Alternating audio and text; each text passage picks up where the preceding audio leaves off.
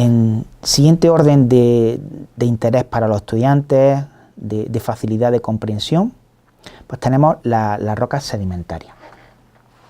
Aquí lo que tenemos es unas imágenes tomadas hace relativamente poco tiempo en Andalucía, en relación con procesos naturales, desprendimientos en la parte superior, inundaciones en la parte inferior, que sí son relativamente conocidas y cercanas a nuestro alumnado y que son el comienzo o están relacionadas íntimamente con la formación de las rocas sedimentarias, con los procesos sedimentarios.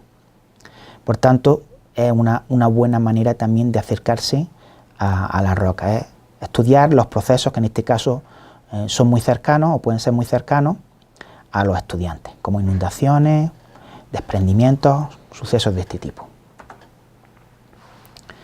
Así, para dar lugar a las rocas sedimentarias se distinguen distintos procesos. El primero sería la meteorización química y física de la roca, que es al fin y al cabo su destrucción mecánica, física, fragmentación de la roca, y química, es decir, reacciones químicas por las que unos minerales se transforman en otros. Típicamente, en estos procesos de meteorización, mediados siempre por el agua, recordamos que el agua tiene disuelta CO2, ese CO2 de la atmósfera le da un carácter ácido y propicia esas reacciones que, aun siendo muy lentas a escala humana, a escala geológica pues no son tan lentas y dan lugar a minerales, por ejemplo, la arcilla, ¿no? Las arcillas son productos que se forman en los suelos fruto de la meteorización de la roca. Una vez que la roca está meteorizada, facilita enormemente los siguientes procesos, que es erosión, transporte y sedimentación. Esos procesos siempre se dan juntos, no puede ocurrir uno sin el otro. Lo que pasa es que ocurre en distintos sitios. La erosión implica el remover, el quitar esos fragmentos de roca normalmente meteorizados para transportarlos por los agentes geológicos externos, principalmente el agua, pero también puede ser el viento, el hielo, transportarlos hacia zonas más deprimidas, zonas más bajas, donde se sedimentan. Esa sedimentación típicamente ocurre en lo que se llaman cuencas. Las cuencas típicamente las tenemos en todos los mares y los océanos, pero también las podríamos tener en los continentes, en lagos o en zonas de ríos que por distintas razones se puedan hundir y acumularse, por tanto, esos sedimentos. Aquí en la imagen tenemos distintos casos de meteorización. Por ejemplo, la gelifracción, que implicaría que las rocas se fragmentan o en pequeñas fracturas por los cambios de temperatura entre la noche y el día. Eso estrictamente sería fraccionamiento térmico. Bien, pues se crean esas posibles grietas que se llenan de agua, por la noche se pueden helar, pueden pasar de estado líquido a estado sólido. Ya sabemos que el agua, cuando pasa a estado sólido, aumenta de volumen, crea unas presiones tremendas que van fracturando la roca, ¿no? Entonces sería un tipo de meteorización mecánica. Y la química, pues ahí tenemos un ejemplo de granito, que son rocas que cuando las vemos, por ejemplo un granito, pues son extremadamente duras, parecen inalterables, de hecho son muy recomendables para las encimeras de cocina, donde pueden caerle ácidos, porque a escala humana prácticamente no sufren ningún tipo de deterioro, ningún tipo de meteorización química, pero a escala geológica sí que van a dar lugar a las arcillas que mencionábamos antes, ¿no? Bueno, aquí tenemos distintos casos de erosión y de transporte por corrientes fluviales, por hielo. El hielo es un agente de erosión, de transporte importantísimo. Lo que ocurre es que obviamente su distribución está muy restringida a zonas muy frías. También hay que decir que esto cambia a lo largo de la historia. Ahora mismo casquetes polares tenemos en pocas zonas en el planeta, pero en tiempos relativamente recientes, por ejemplo en el último 2 millones de años hemos tenido 4 glaciaciones y estamos hablando que la Tierra tiene 4.560 millones de años. Los hielos prácticamente llegaron a Granada, es decir, que su poder es mucho más importante de lo que a priori nos pueda parecer. En las cuencas, por ejemplo, sobre todo en las marinas, se van a acumular esos sedimentos y van a dar lugar a unas unidades que se llaman estratos, que serían acumulaciones de material en forma de tabla, que luego cuando esos sedimentos dan lugar a rocas sedimentarias y los tenemos en superficie por los procesos geológicos, pues dan lugar a estas formaciones de aspecto de tabla que al fin y al cabo nos informan también de la historia de la propia Tierra y nos dan una secuencia, un ordenamiento en la historia de estos sucesos geológicos.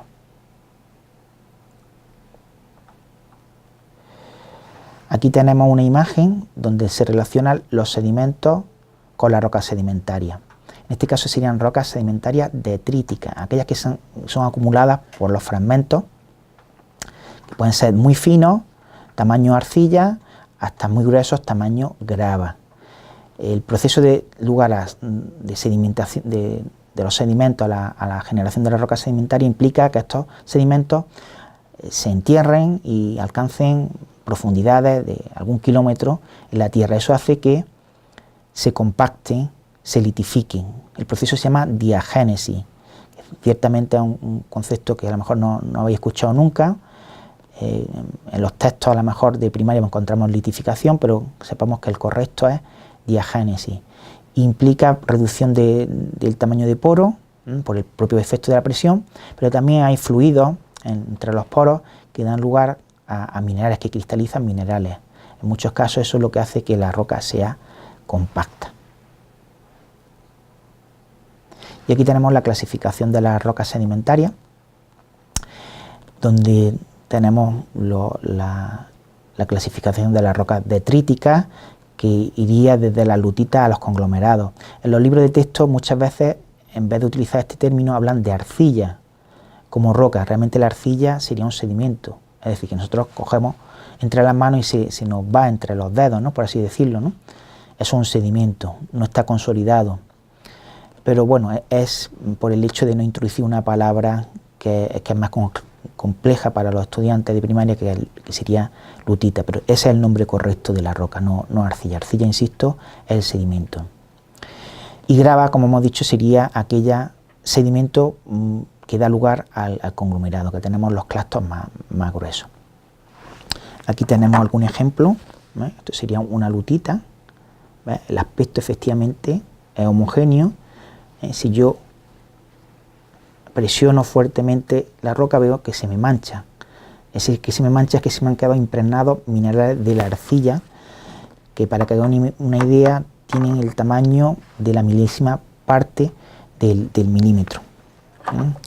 En cambio, aquí ya, esto sería una arenisca, porque ya sí veo los granos minerales. Aquí sí puedo verlos, van en torno al milímetro.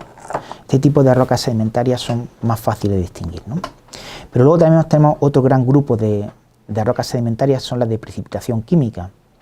Es decir, la que el sedimento es químico. ¿Qué quiere decir que sea químico? Pues que en el mar, bueno, también puede ser en un lago, en el agua, se produce la cristalización de distintas sustancias. Aquí típicamente vamos a tener las calizas. Las calizas tienen una variedad tremenda. Os voy a enseñar varias calizas.